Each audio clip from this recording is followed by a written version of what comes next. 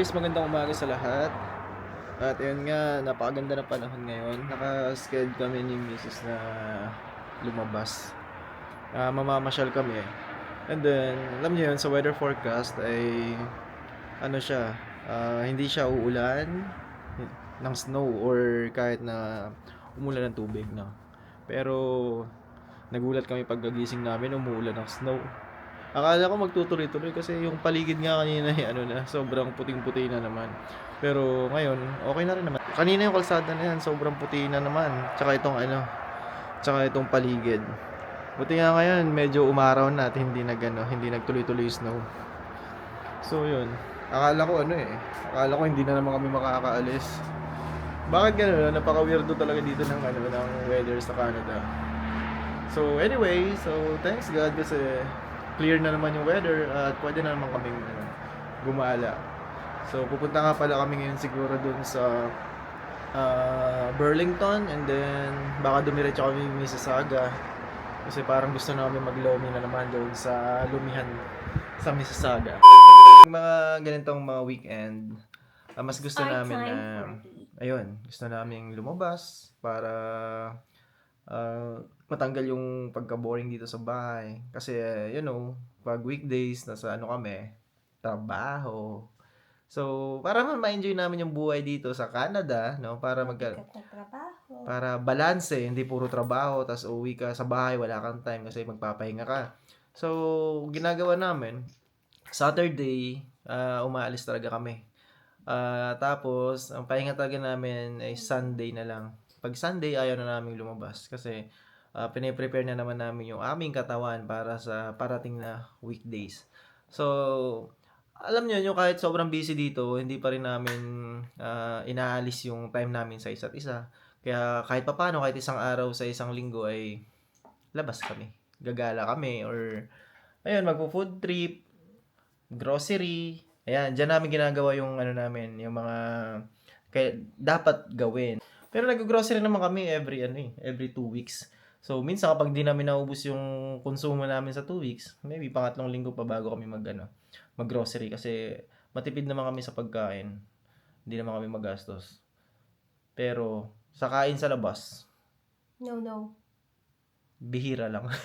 Bihira lang. Yun lang, lomi, tapos, kung ano-ano.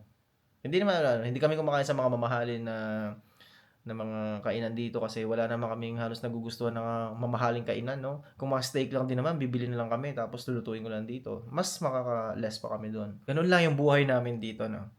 Sabi ng iba, puro trabaho daw dito sa Canada. Oo naman, puro trabaho kahit naman sa Pilipinas. So you need lang naman to find a time. Balance.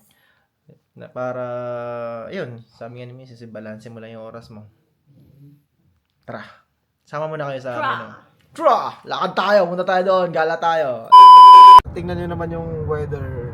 Hindi siya mainit, hindi rin siya masyadong makulimlim. Parang saktong-sakto lang. Parang napakagandang panahon para mamasyal. Pero maganda nga sana kung uminit kasi medyo malamig sa labas. Para yung init ng araw, medyo naglalaban sila ng lamig. Di ba, love? Parang ganun. Para yung hindi tayo nilalamig. Kasi manipis lang tong suot namin ayaw ko na mag-jacket.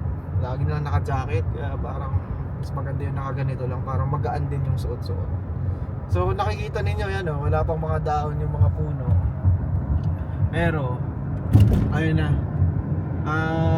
Sign na papunta na doon. Maganda na yung paligid. Napaka-aliwalas na. So guys, dama tayo dito sa car wash saglit bago tayo pumunta doon sa ating destination. Laki naman ng sasakyan na to. Bali dito nga pala tayo nagpapa-car wash.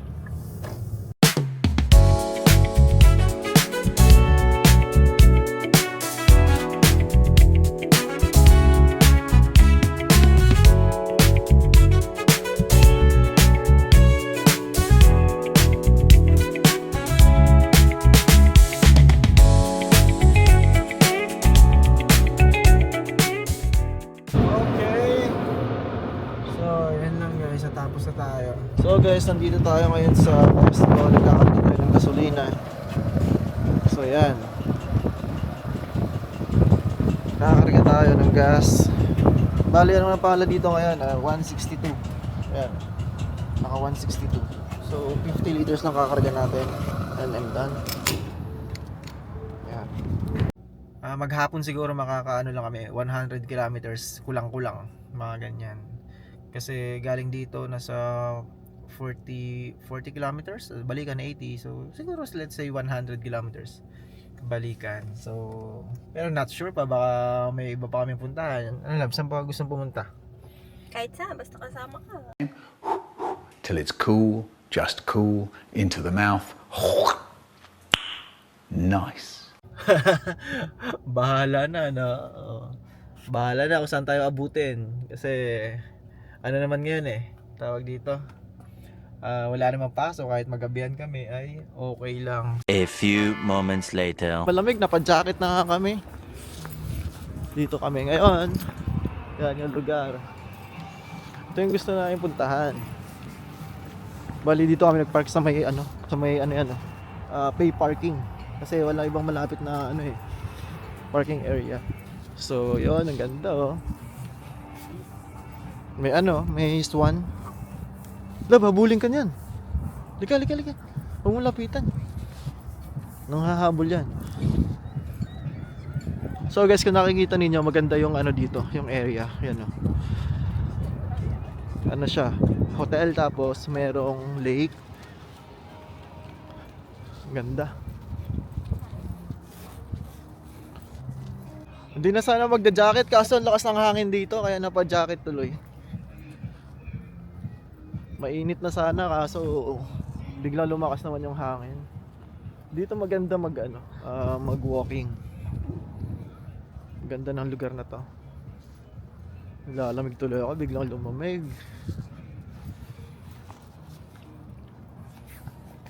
So yan, nakikita ninyo merong parang siya, parang pier, hindi ko alam kung ano yan. Try natin mamaya pumunta doon. Parang parang yung dun sa Baywalk sa Manila, sa may MOA. Parang ganito rin halos na. Tapos may mga buildings diyan sa paligid. Yun yung Waterfront Hotel. At ayun nga si Misix nandyan. Lablakad tayo doon. Punta tayo doon mamaya sa taas.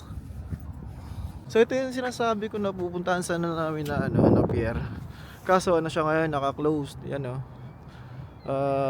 closed daw yung pier. Hindi tayo makakapunta dun sa loob. Tapos kung nakikita nyo yun, yung tulay, yun na yung papuntang Niagara, Queen Elizabeth na yan. Yan. May white sand din dito Parang sarap maligo dito. Ganitong mga lugar yung hinahanap namin Magandang pasyalan. Tingnan yung kamay ko. Namumula na, parang napo-frostbite na ako. Sobrang lamig. Grabe yung kamay ko, na ako. Namumula yung kamay ko, parang napo-frostbite. Parang namamanhid na, sobrang lamig. Grabe. Maganda na sana kanina bigla lang humangin. Kasi yung temperature ngayon ay nasa 0 degrees. Tapos nung hindi pa humahangin kanina, hindi naman malamig.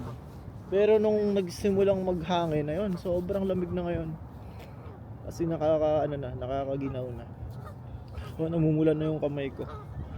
Kapag hindi ka gumagalaw na nakaupo ka lang na ganito, sobrang lamig. Kaya maya lalakad-lakad ulit ako. Kung naririnig ninyo, ang daming sa likod ko meron pala akong kasama dito. Ayun, hindi ko alam, baka habulin ako nito. Yan Parang nagagalit na sila Kasi nga ako dito. Kasi dati alam ko nakahabol yan Nakahabol yung mga yan. A few moments later. Nahabol niya.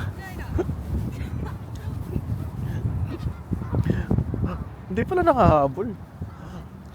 Ba't dati nakahabol yan, loko yan So guys, grabe na yung lamig. Talagang masakit na sa tenga, kaya yung hood ko tinaas ko na. Pero nag-i-enjoy pa rin kami kahit nang malamig dito. Parang naglalak na yung bibig ko. Dito na kami sa may tapat ng ayan may mga flag dito. Ayan Parang may memorial. May nakasaludo dun eh. May maraming flags. Iba-ibang mga flags eh. Canada, Korea, tapos flag yata ng mga Europe yata ng flag. Pero mo ko. So yun, alis na kami dito. Pupunta kami doon sa Mississauga. Titingin rin kami doon kung anong mga pagkain. Kasi hindi pa kami doon nakakapasyal eh. Nadaanan lang namin siya one time. At ngayon nga gusto namin siyang daanan. Total nandito na rin kami. Malapit na kami doon. Kaya punta na lang din namin. One eternity later. Dito kami natuloy sa Mississauga sa Nation Fresh Food. Mag-grocery kami dito ni Mrs. Total nandito na rin kami. Malaki dito eh. Malaki yung Nation dito.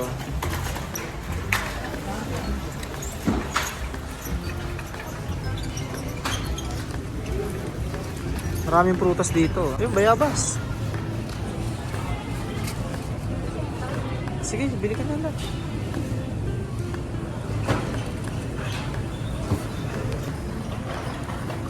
Yan, strawberry. Itong baon.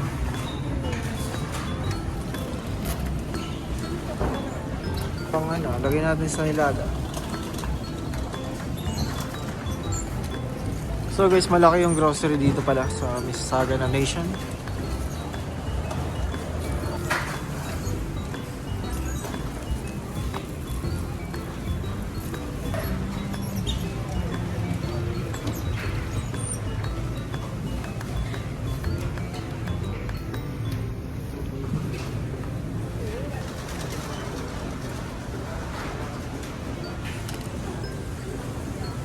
Meron dito ano ba to? Mga duck. So, mga duck ito eh. Ayan o. Ito nga pala pang 2 linggo na namin tong grocery. Ayan. Meron pa kaming tira kasi dun eh. Kaya siguro kasya na to for 2 weeks namin. Sobra pa nga. So yun guys, tapos na tayo mag grocery. Kakarga na natin sa sasakyan. Ha? Uy, paano ako makapasok dito?